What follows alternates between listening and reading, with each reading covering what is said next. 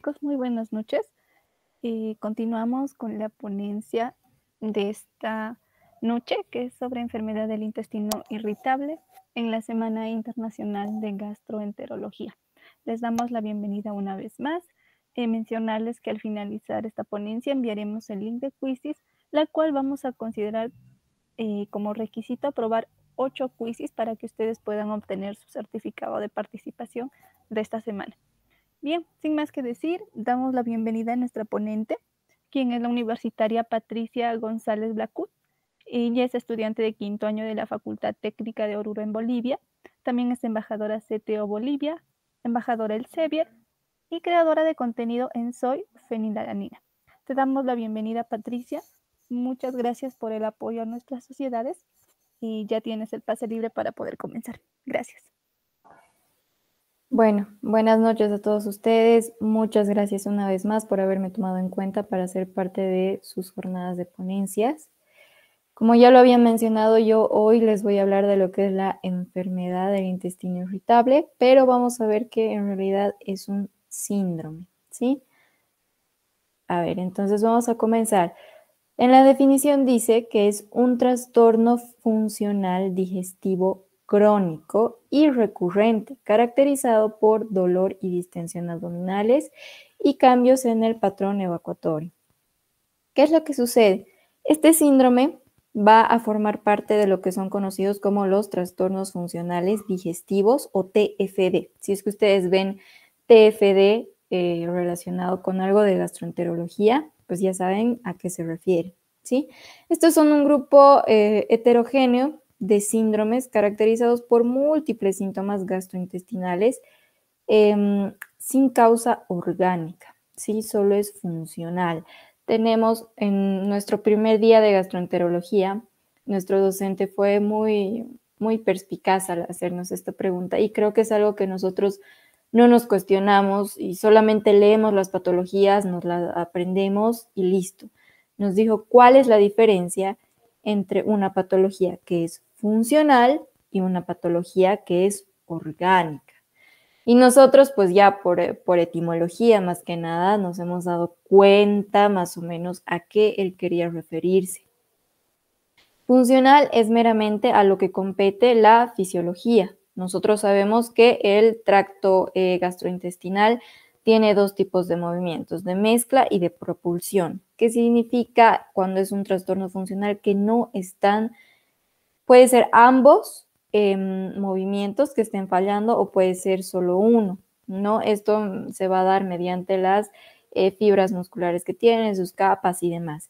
Un trastorno orgánico va a ser un poco más específico. Puede que esté fallando, por ejemplo, específicamente el estómago y nos dijo que las células van a ser las que no van a cumplir con su función regular, ¿sí? Va a haber un daño ya físico. Puede que tengamos una gastritis y que las células no están en su forma física más correcta, ¿verdad? En las úlceras también péptica, que es la duodenal, la gástrica, se está perforando poco a poco hasta que llegan a hacer una perforación por completo, ¿no? De toda la pared del órgano. Entonces es eso, ¿sí? La célula puede estar teniendo alteraciones, puede necrosarse y demás. En tanto que el funcional no tiene una alteración. Si es que nosotros hacemos una laparoscopía exploratoria en estos pacientes, vamos a ver que no tiene alteraciones, no van a haber enrojecimientos, no van a haber abultamientos, no van a haber úlceras ni nada, ¿sí? Pero entonces eso significa que no está funcionando bien. Tenemos que ser muy clínicos para diagnosticar esta patología. ¿Por qué? Porque va a presentar síntomas que son bien vagos, vamos a ver, son bien generales, ¿sí? Pero volviendo a lo que nos interesa, en la epidemiología, vamos a decir que su prevalencia es del 10 al 20% de la población general y tiene un gran impacto en la calidad de vida de las personas y produce altos costos en los sistemas de salud. ¿Por qué produce altos costos en los sistemas de salud? Porque el paciente No va a venir y le va a decir, uy, doctor, creo que tengo síndrome de intestino irritable. No va a decir, doctor, creo que tengo cáncer, creo que tengo esto. Entonces gastamos primero nosotros también por hacerle caso al paciente, hacemos que gaste, o en todo caso si es un asegurado, por ejemplo, del sistema público de salud, decimos, uy, no, hay que hacerle todo tipo de análisis, ¿no? Que rayos X, que si no se le ve tomografía, que si no se le ve esto, el otro, marcadores oncológicos, y al final no tiene eso. Entonces, por eso mi docente de cirugía también, en todos los temas, desde cirugía de esófago hasta cirugía colorectal, nos decía que es importante una buena historia clínica y nos hacía repetir a todos como coro. ¿Por qué? Porque la cirugía debería ser una de nuestros últimos recursos, ¿sí? Cuando ya no tenemos una alternativa, pues recién nos vamos a eso, ¿sí? Porque tiene un gran impacto en la calidad de vida. El ritmo catártico, creámoslo o no, sea quizá un poco vergonzoso hablar de eso, es demasiado importante para cualquier persona. Yo creo que cada quien domina su cuerpo, ¿no? Hay personas que van 2 veces al día al baño, hay otras que van hasta 3, hay otras que van en 2, en 3 días una vez. ¿Qué es lo importante? Que no esté estreñido, ¿verdad? Que no tenga constipación. ¿Qué significa eso? Que esté como esta persona, esté feliz en el baño y entre y salga, que no tenga que tardar, hacer esfuerzo y demás, ¿sí? También este síndrome va a tener un predominio en el sexo femenino de 2-1, ¿sí? Tampoco es tanta la diferencia, pero sí ataca más a las mujeres, tómenlo en cuenta. Ahora, la etiopatogenia va a formar parte de lo que es la fisiopatología. ¿Por qué esto es importante? Ustedes se preguntarán.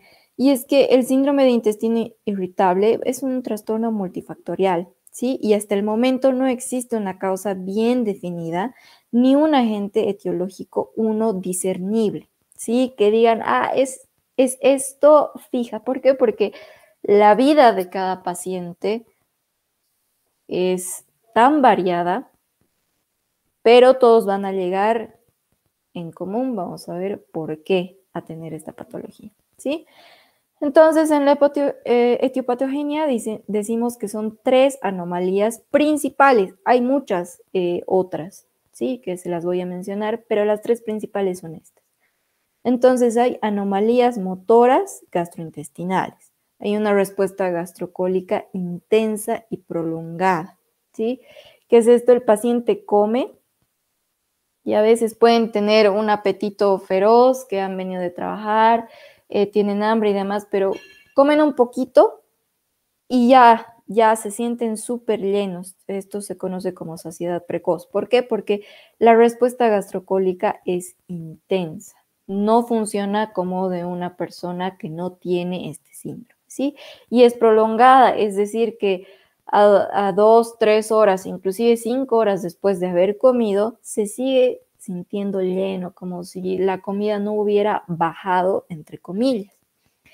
También hay contracciones en grupo y de propagación intensa en el intestino delgado. Ojo. Y esta también se debe asociar a patologías de otros órganos, ¿sí? Ahora, las anomalías sensitivas gastrointestinales. Aquí va a haber una función nerviosa visceral hipersensible. O sea, estas 3 anomalías en conjunto, y quizá dicho en otras palabras, pero es hipersensible el tubo gastrointestinal. ¿Sí? La persona come y ya hay algunos pacientes que inclusive indican que sienten cómo va bajando la comida y dicen, uy, no, sigue aquí en mi pecho, entonces sigue en el esófago. Uy, ya está aquí en mi pancita, y se tocan el estómago y así, ¿sí? Ellos sienten eso. Ahora, hay una percepción anormal de distensión de recto y colon. Pueden percibir volúmenes infrasuperiores de gas. O sea, de lo normal que es tener cierta cantidad de gases y eliminarlos, ellos sienten menor y ya quieren eliminarlos, pero pues no pueden porque no han llegado al umbral de eliminación, ¿sí? Y las anomalías de disfunción del sistema nervioso central. Aquí ya hay problemas con la inervación en sí, ¿no? ¿Por qué? Porque la estimulación somática que es normal, ellos la van a sentir dolorosa, ¿sí? Entonces van a llegar a tener, ellos lo van a calificar a veces el dolor como tipo cólico, ¿no? Y por eso es que se van a utilizar antiespasmódicos en lo que es la parte del tratamiento. Y también van a llegar a tener manifestaciones psiquiátricas anormales, si es que es algo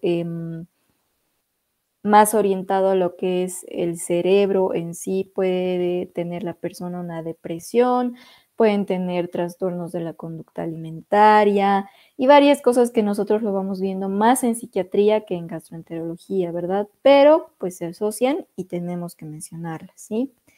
Cualquiera sea la causa, que inclusive pueden interrelacionarse, puede haber disfunción del sistema nervioso central y también va a provocar alteraciones motoras gastrointestinales y así. Nuestro actor principal es el estrés. Ahora, por estrés no me refiero a que yo digo, uy, no tengo mañana 3 exámenes de 3 materias distintas, estoy totalmente estresada. No. Si ustedes recuerdan, al principio hemos dicho que es una patología crónica. Sí, son personas que están altas jornadas, estresados, y no solo los de oficina. Nuestros docentes coinciden mucho en decirnos eso, y no sé si es que quizá los suyos también nos dicen de los trabajadores más estresados, y son los que yo menos imaginaba, son los conductores de taxis, de minibuses, de micros y demás.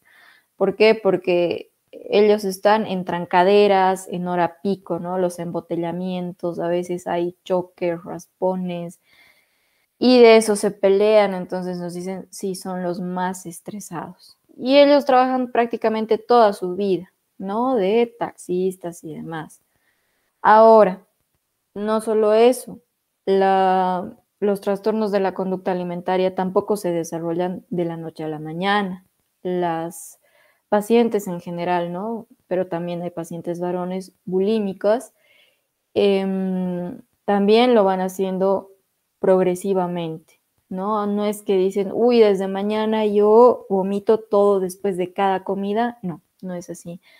Primero comienzan con un vómito, muchas veces es ese sentimiento de culpa después de comer, ¿no? Y tienen una alteración de su verdadera morfología corporal.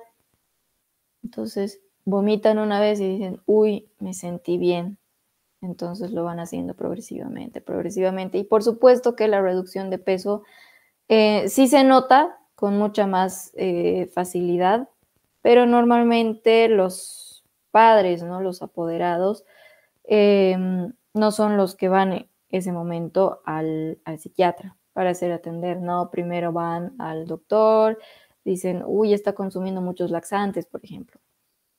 O las chicas que sí son bulímicas, está vomitando, primero piensan que es una infección y cosas así, y como el adolescente no está siendo honesto en el momento de la anamnesis, o peor aún, ¿no? Hay papás que ni dejan hablar, entonces se altera un poco el diagnóstico y se tarda más. Ahora, el cuadro clínico. Ya este punto también es bastante importante, ¿sí? Para empezar, el paciente va a tener síntomas crónicos, ¿sí? Al momento de la entrevista va a ser importante determinar qué ha sido lo que le ha motivado a buscar la atención médica en ese momento específico, ¿sí? Muchos individuos con el síndrome de intestino irritable van a tener miedo de padecer, como les había dicho antes, una enfermedad orgánica seria como cáncer o enfermedad inflamatoria intestinal o algún evento estresante va a haber exacerbado esos síntomas. Esto también es bien variante porque remite y vuelve a aparecer, y remite y vuelve a aparecer. O sea, no es constante. Entonces, el paciente se va a preocupar recién a la cuarta, quinta vez que los síntomas se han exacerbado y son un poco más fuertes, ¿sí? ¿sí? Es importante que ustedes sepan que las personas tienen miedo de que sea cáncer de colon, ¿sí? Porque afecta más a esa zona el síndrome de intestino irritable y vamos a ver por qué, ¿ya? Primeramente, el dolor abdominal se va a localizar en la parte baja del abdomen, ¿ya? Entonces, anatómicamente, también por eso decimos del colon. Puede ser de tipo cólico, ¿no? Como un retortijón, puede ser tipo calambre, puede ser punzante, quemante. Hay que tratar de que el paciente, si es que él no sabe describir, entonces le demos las palabras adecuadas. A veces dicen es un dolor sordo, ¿no? Entonces ahí ya tenemos que ir orientándonos, ¿ya? Y también nos dice que por definición la evacuación va a brindar algún tipo de alivio. Ahora, también hay que determinar lo que estreñimiento o diarrea pudieran significar para cada paciente, ¿sí? El estreñimiento para algunas personas puede significar una frecuencia disminuida. O sea, sigue yendo al baño, pero ya no 2 veces al día, doctor, yo iba antes, pero ahora solo voy una, ¿no? Y para otras solo es el simple hecho de tener que hacer un poco más de esfuerzo, tener que pujar, ¿sí? Lo propio pasa con la diarrea. Puede consistir en evacuaciones sólidas, pero más frecuentes. O sea, van de 2 veces que van al día, van 3 o 4. Y para alguna otra persona puede significar que solo es una evacuación, pero es líquida.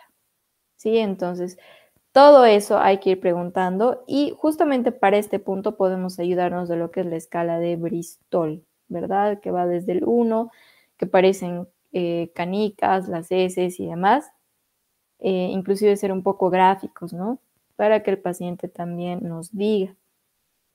Ahora, los síntomas y las enfermedades a los que se pueden relacionar.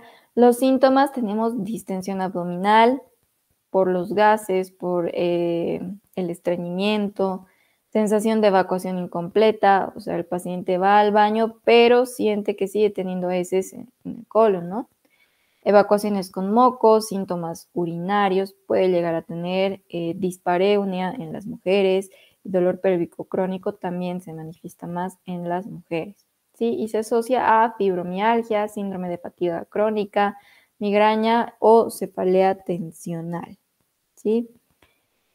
Ahora, los criterios de diagnósticos. Uy, aquí me la comí. Son criterios de Roma 3. ¿Sí? Roma como la capital de Italia.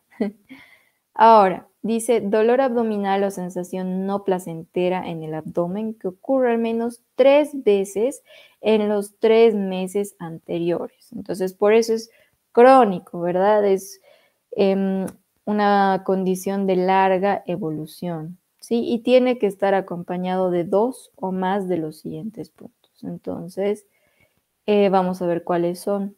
En general, el paciente sí o sí tiene que tener dolor o sensación no placentera en el abdomen. Si bien no le duele, puede ser que como se siente estreñido, pues no se siente bien, ¿sí? No se siente del todo libre de poder tener una calidad de vida óptima porque siempre le molesta el abdomen, ¿sí? O inclusive a veces es más psicológico. Una persona que tiene un hábito catártico normal se empieza a preocupar, dice, uy, ya son 2, 3 días que no entro al baño. Y piensa en el momento que menos se lo espera, ¿no? Está en el trabajo o está en la universidad y dice, uy, no he ido al baño. Y entonces ya le está preocupando y esa misma preocupación le está generando estrés, ¿verdad? Entonces, mejoría del dolor o de esa sensación no placentera, molestosa con la defecación, ¿sí? Segundo, el inicio del dolor se relaciona con cambio en la frecuencia de las evacuaciones. Entonces, como les digo, cada quien se conoce súper bien, va a decir, doctor, desde hace 3 semanas que yo en vez de ir una vez al baño cada día, voy cada 2 días, cada 3 días, ¿no? El inicio del dolor se vincula con cambio en la consistencia de las evacuaciones también. los síntomas deben empezar por lo menos 6 meses antes del diagnóstico. Entonces hay que hacerle controles, ¿no? Semanales, mensuales y demás, dependiendo también del tratamiento que comencemos a darle, que vamos a ver que también es un punto bastante amplio, ¿ya? Lo que quiero que sepan es que este síndrome de intestino irritable puede desviarse hacia el lado del estreñimiento o hacia el lado de la diarrea, dependiendo de cada paciente, ¿sí? Algunos van a estar constipados, entonces van a decir, no he entrado al baño, y otros van a venir y van a decir, doctor, estoy entrando, creo que tengo infección, porque mis heces son líquidas y voy 3 veces al día, 2 veces y demás. Como les digo, cada hábito catártico es diferente, pero cada persona, cada paciente lo conoce, ¿sí? Lo propio si es que fuera un niño, si bien el niño no va a decir, uy, yo sí voy al baño porque aún no adquieren conciencia de eso, la mamá domina súper bien eso, ¿sí? Va a decir, antes le cambiaba 2 pañales al día, pero ahora solo está uno o no está evacuando directamente, ¿sí? Entonces eso, puede ser uno u otro y es independiente el caso en cada paciente. Ahora el tratamiento. El tratamiento, a lo que yo he investigado y he leído, es la parte más larga de todo este tema y vamos a ver por qué. Lo más importante, dice, la relación médico-paciente es fundamental en el manejo del síndrome de intestino irritable, ¿sí? Las guías europeas mencionan 10 puntos necesarios para cumplir las expectativas de los pacientes con síndrome de intestino irritable. ¿Por qué es importante? Nosotros tal vez no le tomamos muy en cuenta algunas veces, pero es justamente para que el paciente se abra, tenga la confianza de decirnos, de hablarnos sobre los gases, sobre su hábito catártico. Si es que tuviera dispareunia la mujer, probablemente fuera primero al ginecólogo antes que con el gastroenterólogo, ¿no? O con el médico general, porque siempre primero va, ¿no?, al médico general y de ahí se le deriva a la especialidad, ¿no? Entonces nosotros tenemos que darle esa calidez, esa confianza, de decirle, usted cuénteme en sus palabras y yo voy a ir apuntando. Si usted no me cuenta, no vamos a poder llegar a una solución, ¿verdad? Porque hay pacientes que al momento de que viene la interconsulta o el médico de planta, el jefe, recién están diciendo, ay no, esto es así, esto es asá, y recién están dando más datos que eran realmente útiles en un principio, ¿no? Entonces, primer punto, una descripción clara y concisa de la enfermedad, ¿sí? No importa que el paciente no va a decir, yo tengo dispareunia, no conocen el término, va a decir, ¿sabe qué? He estado con mi esposa, he mantenido relaciones y me duele. Entonces, ya, hay que ir anotando todos esos puntos. Informar que no hay una cura mágica, ¿sí? Para, en específico, esta patología y la dispepsia funcional, no hay un medicamento específico porque hay que ir probando con uno, con otro, con uno, con otro, para recién dar con la causa. Si el estrés es porque hace 3 meses ha fallecido la mamá del paciente o porque le han despedido del trabajo, no son cosas que de buenas a primeras uno pensaría que es la causa de su condición, ¿sí? 3, explicación clara respecto al autocontrol del paciente sobre su enfermedad. Para esto muchas veces recomiendan, ¿no?, hacer yoga o simplemente salir a trotar en las mañanas, pasear en las noches con el perrito para que haya un poco más de relajación. El paciente tiene que aprender a autocontrolar esas emociones que son lo suficientemente fuertes para haber desencadenado este síndrome. Dejar claro que puede haber días buenos y días malos, pero que existe una luz al final del camino. El tratamiento de este síndrome es complejo porque involucra lo psiquiátrico, lo psicológico, ¿no?, lo emocional. Entonces es como aquí dice, van a haber días buenos y días malos, porque la depresión, por ejemplo, la persona no dice, uy, tengo depresión, ya no voy a tener desde mañana porque voy a estar feliz siempre. No es así, sería bonito que sea así, pero no, ¿no? El 5, ofrecer diferentes opciones de tratamiento. Entonces, podemos, siempre, pero hay que ir de lo más suave, ¿no? Podemos ofrecerle fibra, que es lo primero si es que tuviera estreñimiento, que coma más avena, todo. Si no, recién se le da medicamentos y demás. Algunos simplemente mejoran así, entonces nosotros ya sabemos que probablemente no era un síndrome de intestino irritable, que era constipación per se.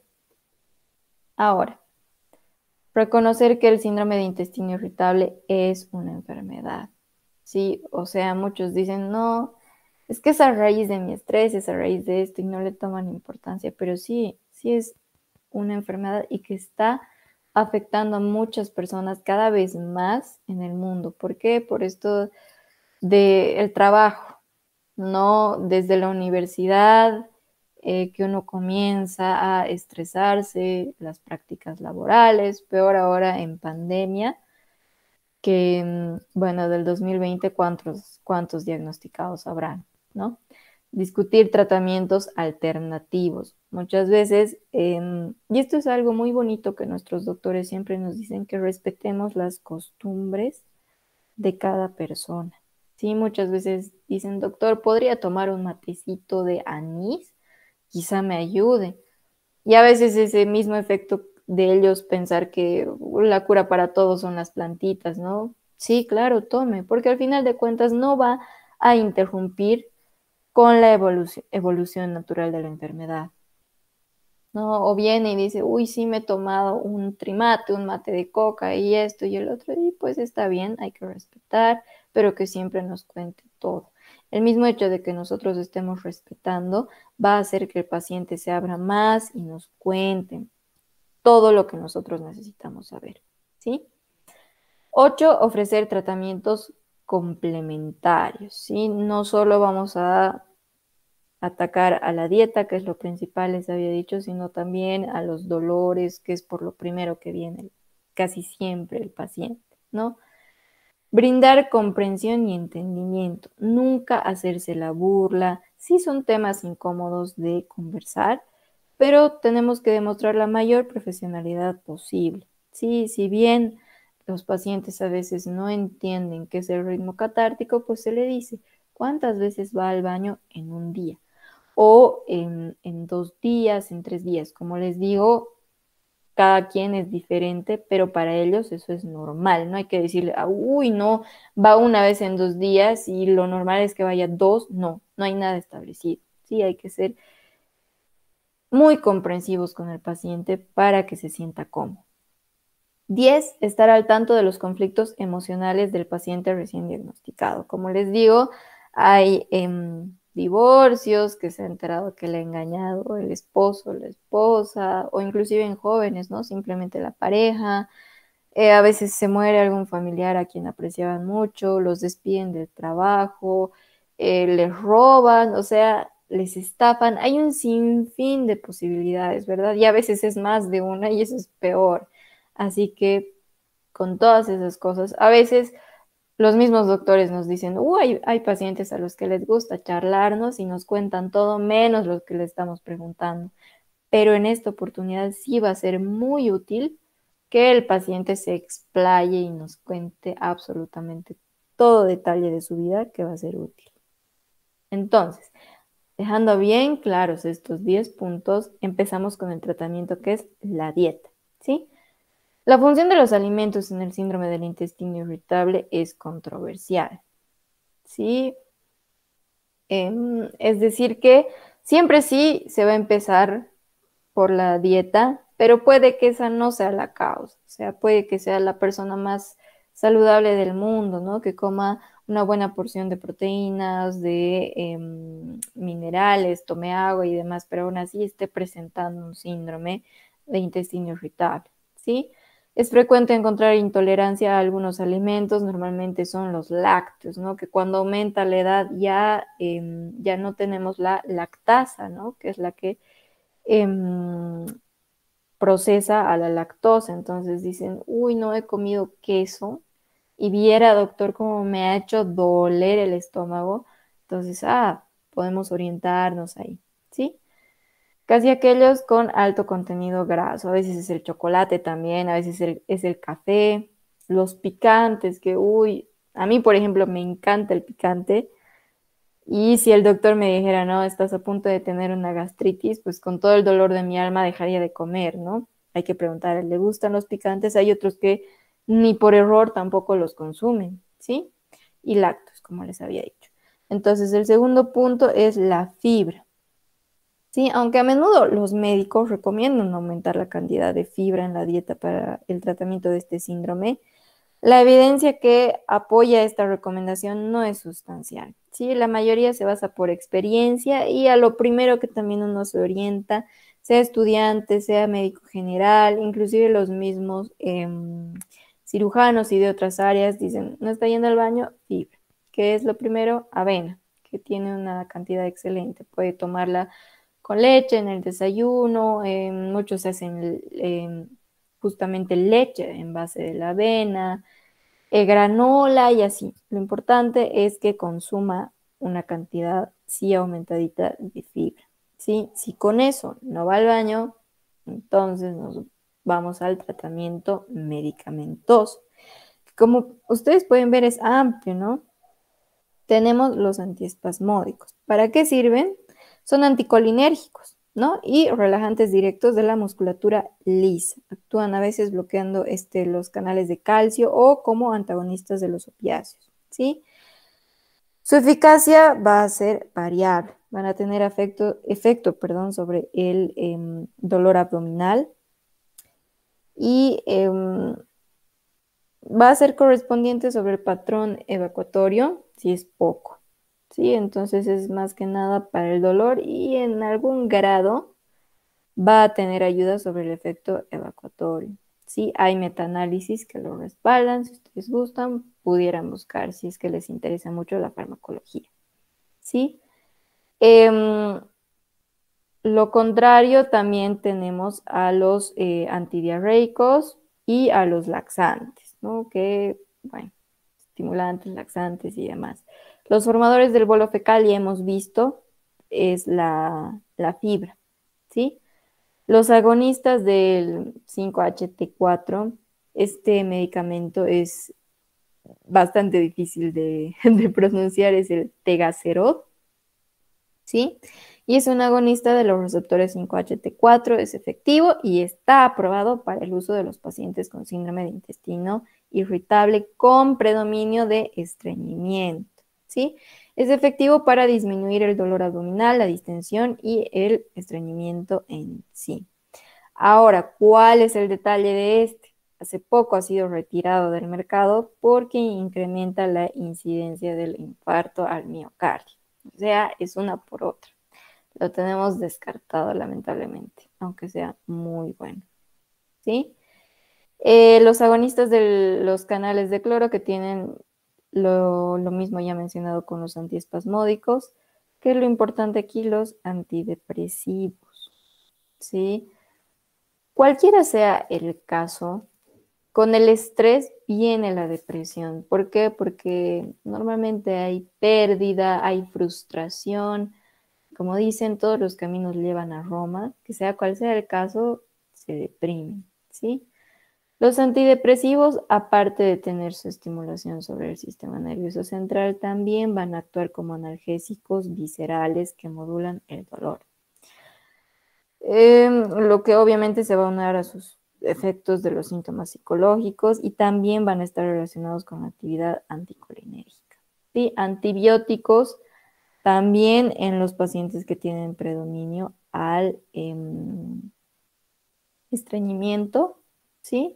Porque puede que haya una alteración intrínseca de la flora intestinal y por ende va a haber un sobrecrecimiento antibacteriano.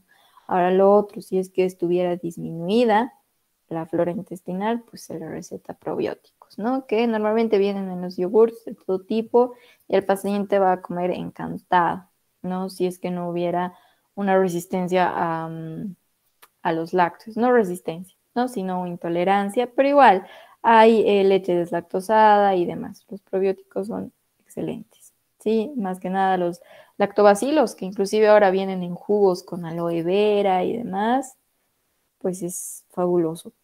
Algo que yo no he puesto, pero que considero que es importante mencionar, es la psicoterapia, ¿sí? Si nosotros hemos intentado con la fibra, hemos intentado con los antiespasmódicos y así, ¿no? Prácticamente se va descartando por fila. Le decimos, no ha funcionado, intentaremos esta semana esto, intentemos esto. O sea, es difícil dar con la causa y no sabemos cuál de todos estos le va a regular el ritmo catártico y demás, ¿sí?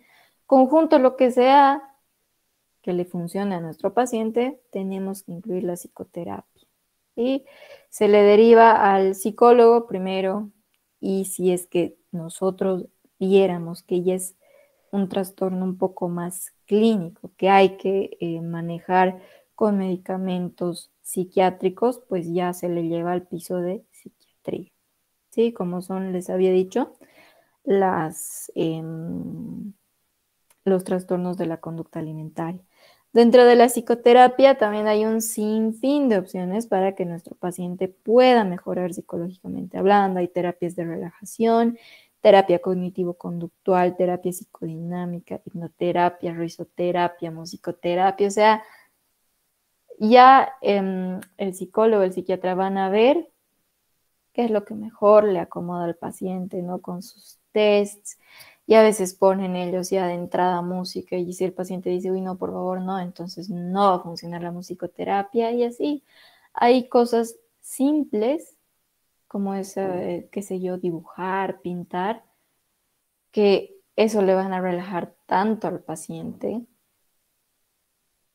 que le va a ayudar más que cualquier otro medicamento que nosotros le hayamos podido dar, ¿no? Porque de aquí no hay un antiespasmódico, hay varios, y no hay un laxante, hay varios de acuerdo a su acción y demás, ¿no? Pero lo que el paciente necesita es eso. A veces son personas que necesitan amor, ¿no? Que han sido abandonados en el orfanato desde niños y así, o sea, tantas cosas que no nos queda más que ser unos buenos clínicos, unos buenos oyentes, porque el paciente también al final va a quedar agradecido, ¿no? Y no hay nada mejor que eso, que el paciente diga, doctor, estoy feliz, ya no necesito. Pero que es importante también que puede recidivar, o sea, yo me despido, pero en 2023 lo vuelvo a ver y dice, doctor, los mismos síntomas, lo mismo, entonces hay que decirle, ¿qué ha pasado? Y a veces dicen, no, uy, mi hijo me ha dicho que estaba en quinto, pero he ido a la universidad y he descubierto que estaba en primero, que ni siquiera estaba matriculado y así. Entonces ya sabemos cuál es la causa y ya sabemos con la historia clínica, con el antecedente, qué conducta o qué camino podemos seguir. ¿Sí? Y con eso termino, muchachos. No sé si es que quizá tuvieran preguntas o algo.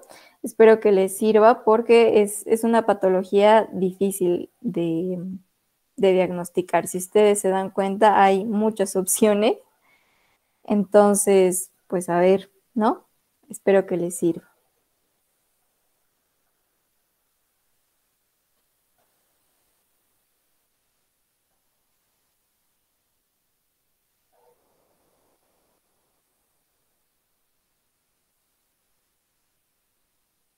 Muchísimas gracias por la ponencia, doctora. Le agradecemos un montón por la ponencia. Chicos, si tienen alguna pregunta, por favor, pueden dejarlo en el chat.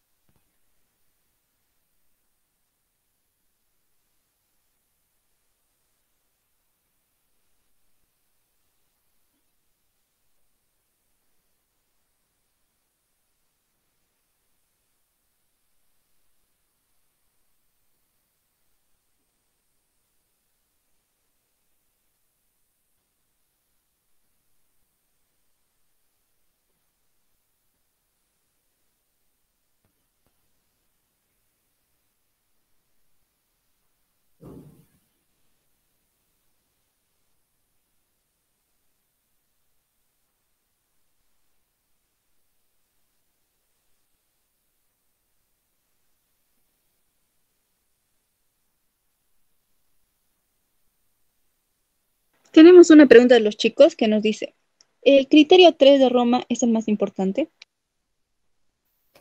Sí, también hay algunos otros criterios que contemplan otros puntos, pero por consensos y demás se ha ido actualizando y el que más utilizan son los criterios de Roma, ¿no? Hay otras escalas que también sí se utilizan, son útiles, como por ejemplo los criterios de Manning, si no me equivoco, que también eran utilizados, pero como les digo, los de Roma 3 son los que más se utilizan.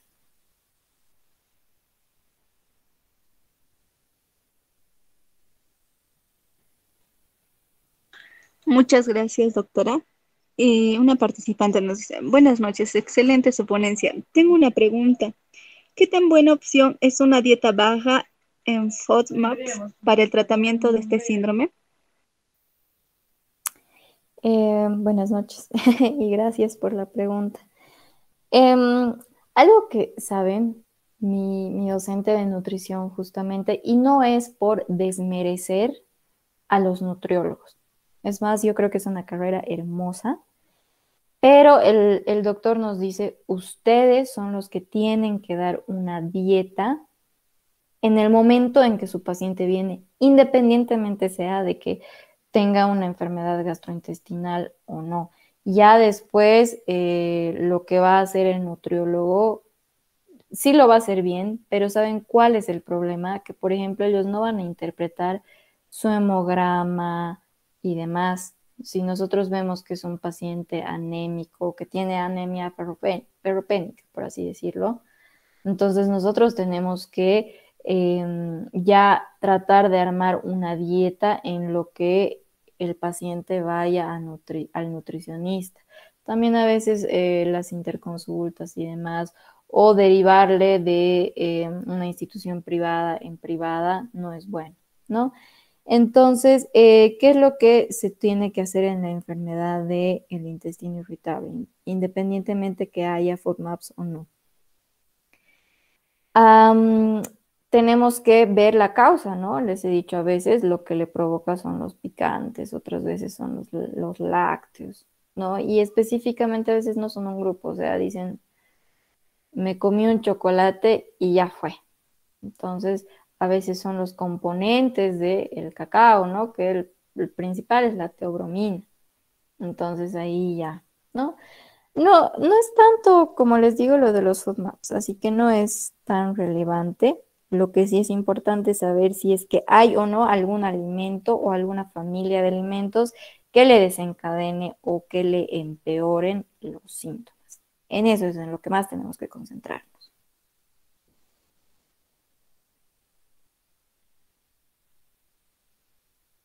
Muchas gracias, doctora. Tenemos otra pregunta. ¿Qué tan importante es atender los síntomas más vagos? Pues como les había dicho, ¿no? Son bien generales los síntomas. Viene y dice, uy, me duele el estómago y tú dices, puede ser desde una apendicitis hasta retención de gases. No es tanto qué síntomas, sino la duración de estos. Y el paciente se va dando cuenta poco a poco. O sea, dice, uy, me ha aplazado en mi examen de patología y me empezó a doler todo. Me dieron náuseas, vómitos y estreñimiento o diarrea. Y ya después pude recuperar la materia y estaba bien, pero ya también me aplacé en patología quirúrgica y otra vez. Entonces eso es qué tan largo te dice, yo estoy así desde el primer año de medicina, ya estoy en tercero. Entonces ahí ya podemos orientarnos más. Si es que son vagos y es bien agudo, entonces hay que hacerle los signos de apendicitis, ¿no? Que el de Morphy y demás. Entonces así hay que ir orientándose con la clínica.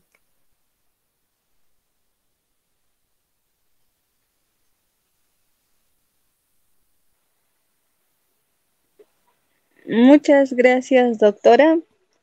Tenemos otra pregunta.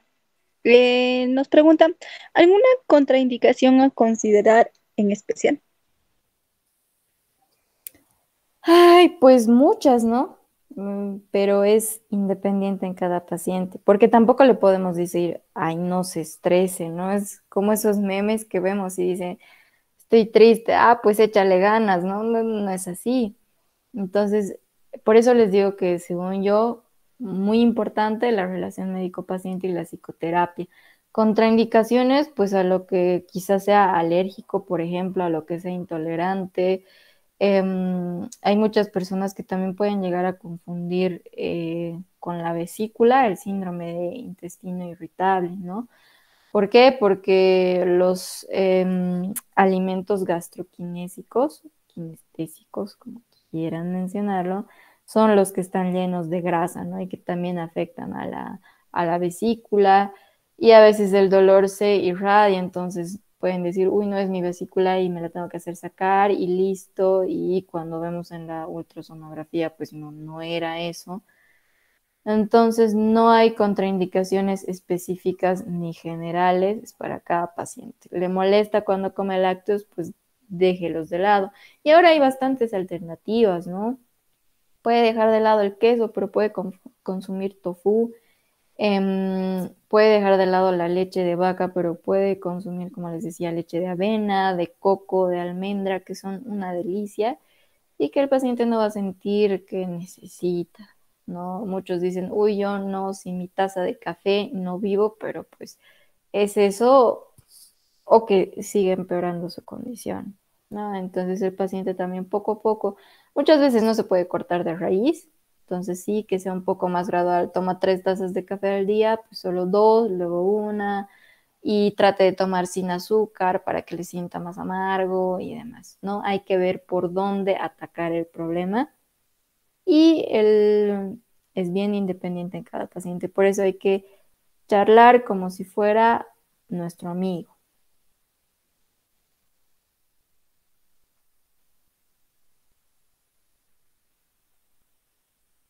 Muchas gracias por la respuesta. Tenemos otra pregunta de los participantes. Nos dicen, buenas noches. ¿Hay algún laboratorio o estudio de imagen que ayude con el diagnóstico? Pues en general no, porque les había dicho que es una patología funcional, entonces no vamos a ver daño orgánico, no hay signos, por ejemplo, en radiología, ¿no? Cuando vemos que es cáncer de colon y si el paciente dice es cáncer y me voy a morir y le tomamos una placa de abdomen, no vamos a ver el signo de la manzana mordida, pero lo que sí podemos ver es una imagen en miga de pan, que se llama, que son las heces fecales, que si está estreñido, entonces van a estar acumuladas y a veces se ve, uy, hasta más arriba del nivel, no está en el colon ascendente y demás, perdón, en el descendente, en el transverso y decimos, ah, entonces está estreñidísima esta persona, pero no tiene nada. No hay estudios de laboratorio, tal vez en general, ¿no? Lo que siempre se les pide, hemograma, glicemia y demás. Pero no, no hay porque no sería inútil, es un gasto insulso. Pero claro, para orientar y al principio diagnosticar, sí, sí se le va a pedir inevitablemente.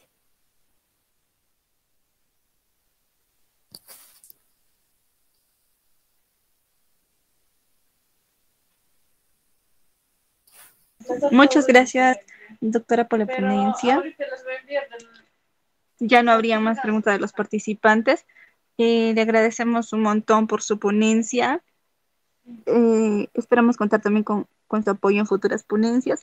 ¿Cómo obtendrían los chicos las diapositivas, doctora?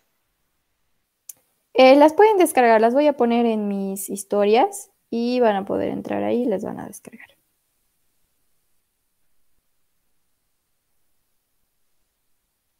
Muchísimas gracias, doctora. En nombre de Socienda, aquí Sociem Huánuco, le agradecemos un montón.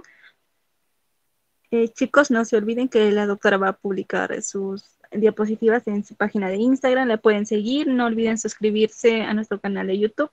Nuevamente le agradecemos, doctora. Muchísimas gracias. Gracias a ustedes. Bien, chicos, leía sus inquietudes por el chat de YouTube. Creo que tienen algunas dudas sobre el quizzes. Bien, chicos, les voy a explicar de manera breve y concisa. Nosotros enviaremos un link de quizzes al finalizar cada ponencia. Este link de quizzes les va a servir a ustedes para que puedan obtener el certificado. Tienen que aprobar 8 quizzes. No hay formularios de pretest o de post-test, chicos. Nosotros en esta semana no estamos manejando eso. Solo estamos manejando un formulario de certificación que se envía finalizando las 2 ponencias del día. Es decir, cuando ustedes terminan de realizar el quizzes, en este momento vamos a enviarlo por los grupos de WhatsApp y de Telegram, ese formulario de certificación. Si ustedes el día de ayer ya lo rellenaron, ya no lo vuelvan a rellenar, por favor, chicos, porque solo se rellena una vez. El quiz lo tienen que aprobar con 6 preguntas correctas a más.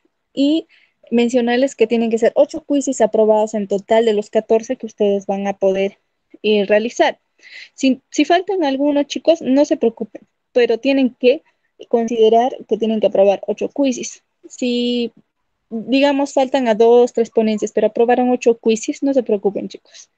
Nosotros estamos dando eh, requisito aprobar 8 quizzes porque no creo que todos los participantes puedan asistir a las 14 ponencias, es un poco tedioso y por eso estamos dando esa facilidad, chicos. En breve vamos a fijar el link del quizzes, chicos, en el chat. Les va a aparecer en la parte de arriba, que es el mensaje está fijado, chicos. Ustedes pueden ingresar, van a tener de 45 minutos a 1 hora para resolverlo. Traten de ingresar lo más pronto posible, chicos, porque solo va a estar habilitado el día de hoy.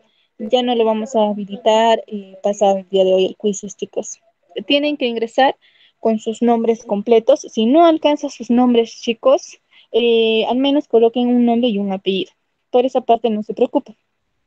Si tienen dudas o hubo algún inconveniente con resolver su crisis, escríbanos por interno a los organizadores, chicos. Nosotros les vamos a estar apoyando cuando ustedes nos escriban al instante, pero si ya pasan 3, 4, 5 horas, o quizás el día de mañana, ya no vamos a poder volver a habilitarlo el quiz, chicos, porque la base de datos ya se va a cerrar.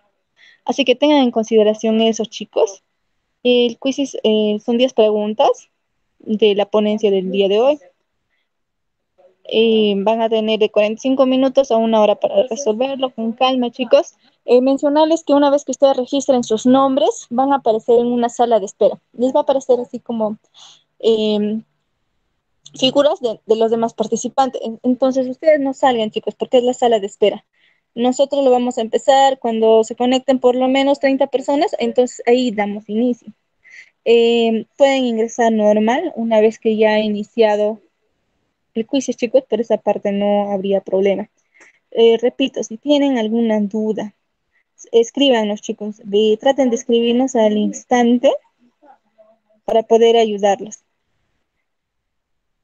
En esta oportunidad no hay capturas de pantalla de ningún resultado, chicos. Solo, como repito, tienen que poner sus nombres completos en el formulario de certificación, tal como está en el quizzes, y ya no habría problema, chicos. En el formulario de certificación, mencionarles que tienen que rellenar con un correo electrónico, de preferencia en Gmail, para que a ese correo les pueda llegar el certificado. Y el nombre que ustedes consignen ahí, chicos, tal como está, va a ir en el certificado. Tengan en cuenta eso, por favor. Si tienen dudas, por favor, déjenlo en el chat y nosotros también les vamos a estar ayudando hasta que termine la transmisión.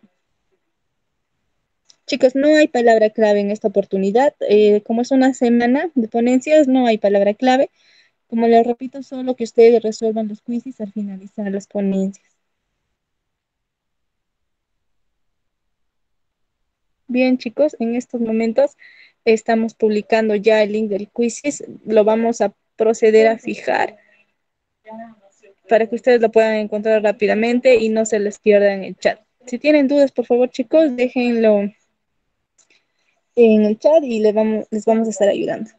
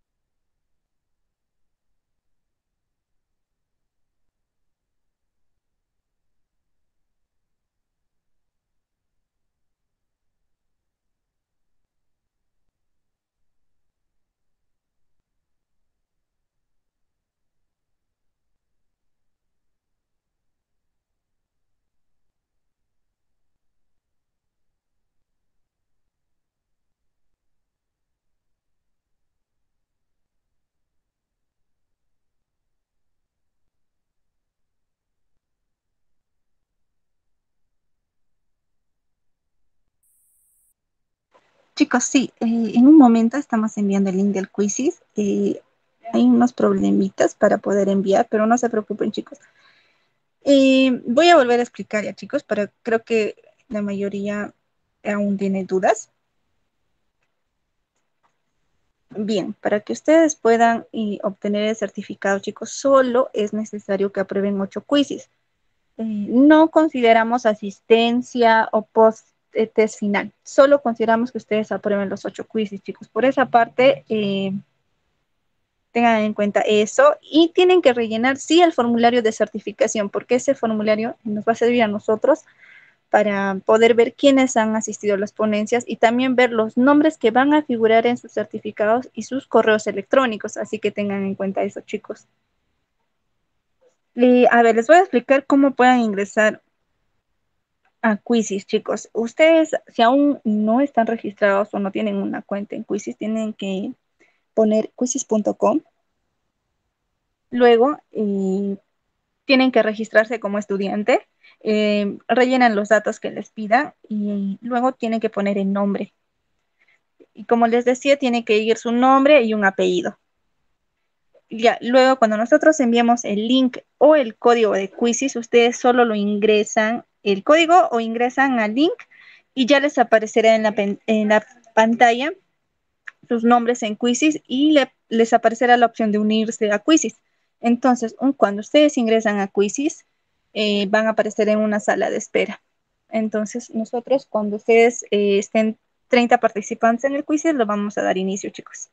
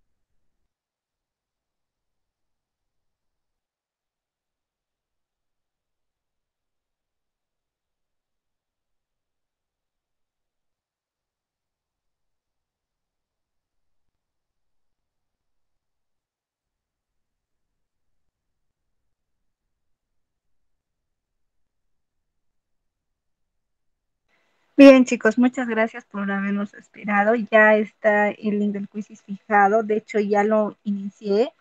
Ya pueden empezar a resolver las preguntas. Tranquilos, chicos, que tienen 3 minutos por pregunta para poder pensar entre una pregunta y otra. No lo envíen rápidamente. Así que, chicos, muchas gracias por haber asistido en esta ponencia. Vamos a enviar nuevamente el formulario de certificación por los grupos para los que aún no lo han rellenado. Y los esperamos el día de mañana en las siguientes ponencias. Muchas gracias, chicos, y hasta mañana.